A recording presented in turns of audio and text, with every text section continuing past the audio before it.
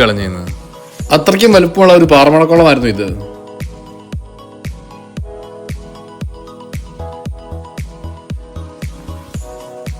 അപ്പോൾ നമ്മൾ നമ്മുടെ കലാപരിപാടിയിലേക്ക് കടക്കുകയാണ് കേട്ടോ. വല ഒരു സൈഡിൽ നിന്നും വലിച്ചു തുടങ്ങി.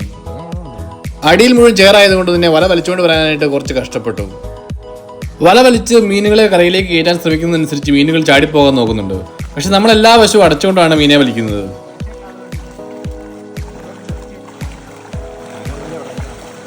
ആദ്യത്തെ വലയിൽ നിന്ന് കിട്ടിയ മീനുകൾ ഏതൊക്കെയാണെന്ന് അറിയാനായിട്ട് എല്ലാവർക്കും വളരെ ആകാംക്ഷയാണ്. ചെളിയല്ലേ?